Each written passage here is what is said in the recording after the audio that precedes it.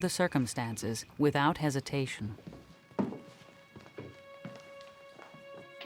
This is one of the most dangerous things that we have to go through because it's done in a group. Each person has to be thinking on his own. He has to react off the man in front of him.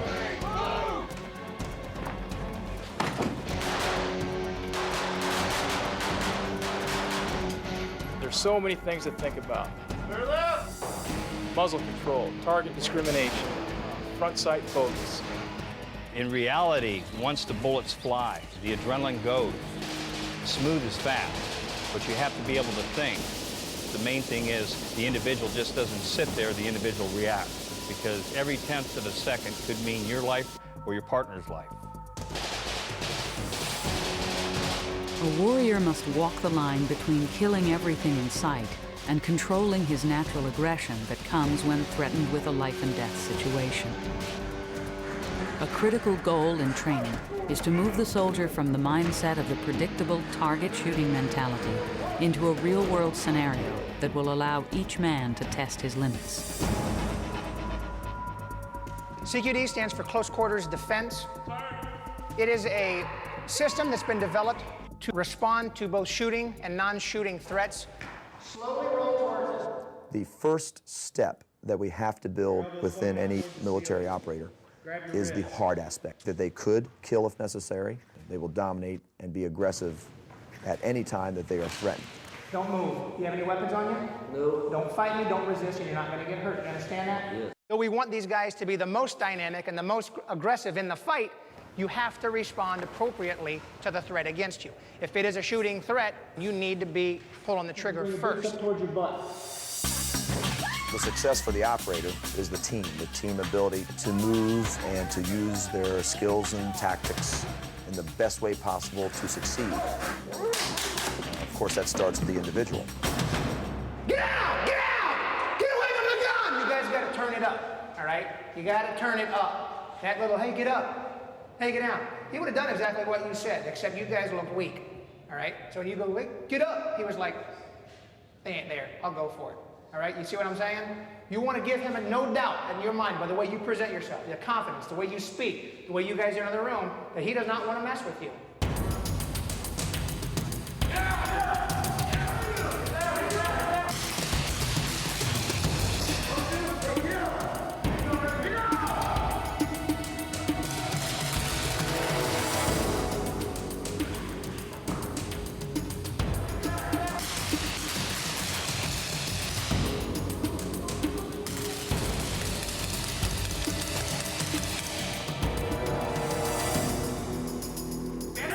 It's not the champion that we're all after, and it's not the one person who can master all skills and win as if it is a sport.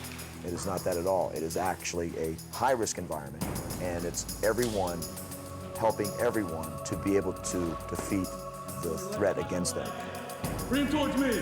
We want guys to be aggressive, dynamic warriors. I mean, we're preparing these guys to go to war.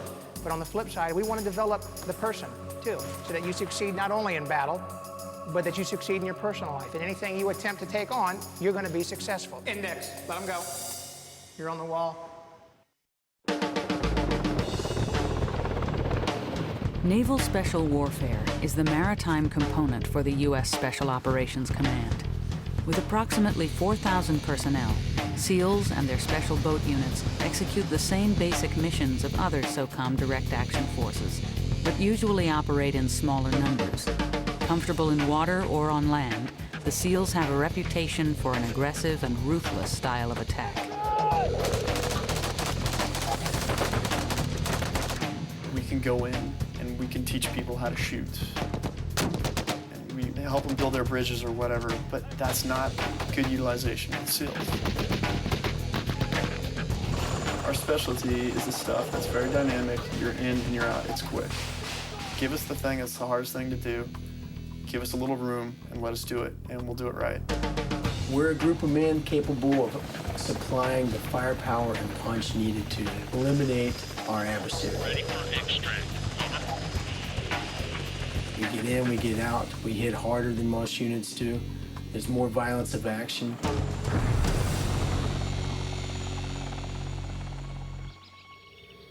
In the field, SEALs work in units often numbering less than 18 men. Despite their exceptional skills as operators, SEALs depend more on stealth and adapting to the situation than firepower. We're not trained to go in there and do a lot of things the way a normal force would.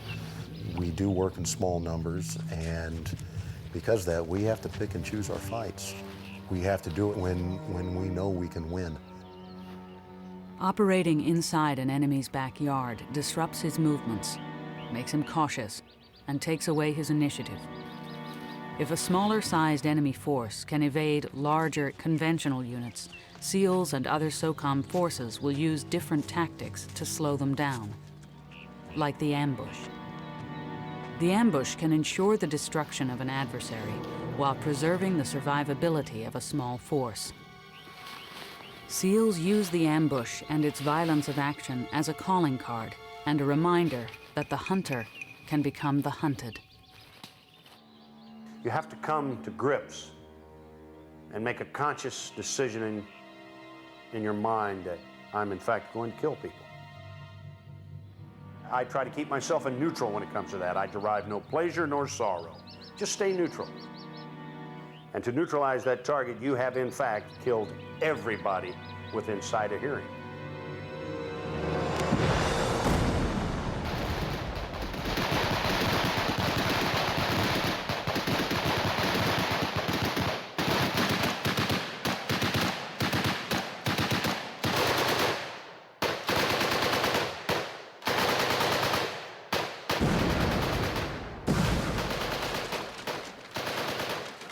I hate to say that way, but that is a part of war.